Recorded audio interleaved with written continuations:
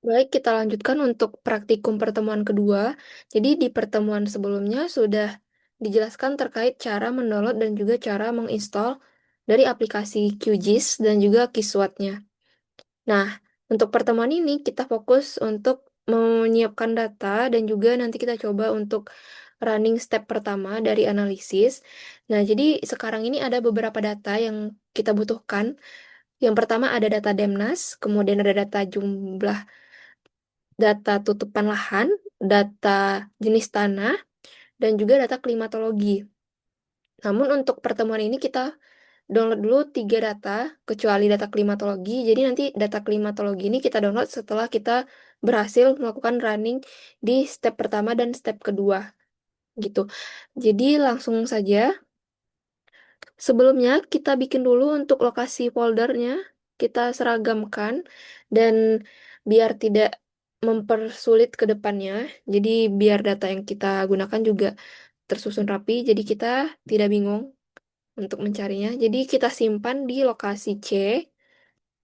Ini kita klik C.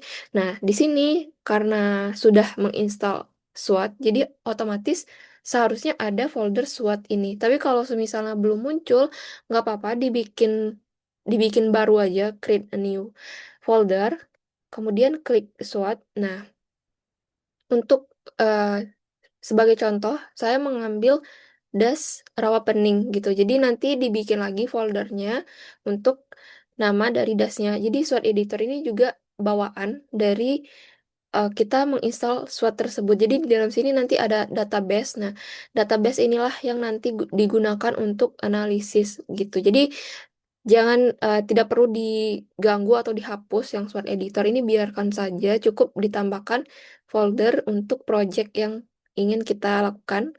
Nah, di sini saya bikin rawa pening 2. Nah, di sini ada beberapa folder disesuaikan. Nah, oke, jadi untuk data yang pertama itu ada data Demnas. Nah, data Demnas ini nanti kita gunakan untuk mengetahui topografi dari wilayahnya. Dan juga nanti kita gunakan untuk menentukan batasan dari das yang akan kita tinjau gitu. Jadi, langsung saja klik ini, kunjungi link ini untuk download datanya. Nah, untuk tampilannya nanti akan seperti ini. Namun kalau semisalnya ada yang belum bikin akun, nanti register dulu. Register di sini, lengkapi datanya, dan kemudian login ulang. Kalau sudah, nanti ke bagian unduh data dan pilih data Demnas. Oke, di sini kita bisa lihat ada kotak-kotak ya. Bisa kita sebut ini sebagai pixel lah misalnya. Nah, jadi sebelumnya tentukan dulu lokasi mana yang akan kita teliti, yang akan kita analisis begitu. Semisalnya, sebagai contoh, saya mengambil das rawa pening. Nah, das rawa pening itu lokasinya ada di Provinsi Jawa Tengah, tepatnya di Kabupaten Semarang, Salatiga, Temanggung kalau saya tidak salah. Nah, jadi ini dia danaunya.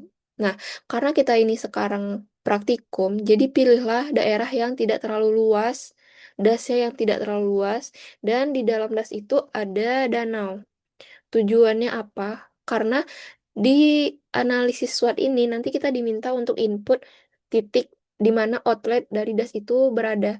Jadi kalau semisalnya tidak ada danau, jadi kita tidak ada patokan untuk meletakkan outletnya ini di mana gitu. Jadi kalau semisalnya sudah ada danau, nanti outlet yang kita gunakan adalah outlet dari danau itu sendiri gitu. Nah, jadi cara mendownloadnya perhatikan. Sebagai contoh, di sini ada danau. Nah, kita kan belum tahu ya untuk daerah yang mempengaruhi daerah yang menuju ke danau, aliran air yang menuju ke danau ini gitu. Otomatis kan danau ini topografinya paling rendah. Jadi yang topografi tinggi akan mengalir ke topografi rendah. Makanya kita gunakan danau ini sebagai outlet gitu. Jadi untuk eh, untuk menjaga gitu ya agar daerahnya tidak terpotong. Jadi lu kita ambil pixel yang ada di sekitar danau. Nah, jadi jika di kasus saya ini perlu di-download 4 data ini, 4 pixel yang ini, gitu. Contoh lain, misalnya ada yang mengambil eh, danau yang ini misalnya. Danau yang ini. Nah, berarti yang perlu di-download itu adalah pixel yang ini, yang keempat ini. Begitu nanti disesuaikan lagi sama daerah masing-masing. Jadi tinggal klik unduh, terus bergeser ke pixel selanjutnya, unduh, dan simpan di folder dem. Oke, kemudian lanjut untuk data kedua itu ada data tutupan lahan. Ini kita langsung kunjungi linknya. Jadi ada dua data yang perlu kita download. Yang pertama ada tutupan lahan, kemudian ada sungai. Nah, yang tutupan lahan ini berada di nomor 17. Nih, nomor 17. Tinggal diklik. Nah, kemudian cek lagi untuk das itu di provinsi mana dia berada. Kalau yang tadi kan das Rawapening itu ada di Jawa Tengah. Jadi tinggal diklik aja Jawa Tengah. Oke, kemudian klik download dan disimpan di folder kedua yang sudah kita bikin tadi, yang land use. Oke, kemudian kita lanjut download data tanah. Ini linknya, jadi langsung saja. Nih, jadi di sini ada tiga data. Ini ada dari FAO dan juga dari Kementan. Namun yang dari Kementan ini walaupun skalanya lebih lebih details, tapi datanya nggak bisa di-download. Jadi kita pakai yang dari FAO. Sebenarnya lebih bagus data yang emang dari negara itu sendiri gitu. Karena kalau FAO ini dia skalanya itu lebih besar gitu. Jadi hasilnya pun tidak terlalu detail gitu. Tapi karena memang kita keterbatasan data, jadi makanya kita gunakan saja data dari FAO. Nah, ini ada data PDF dan juga ada save file. Namun karena di QGIS nggak bisa baca data PDF, kita download yang save file. Oke, ini DSMW, tinggal di-download dan save di um, save di data soil, folder soil. Oh iya, yang tadi kan baru ini ya, baru data tutupan lahan ya yang nomor 17. Nah, yang data sungai kita download di nomor 1.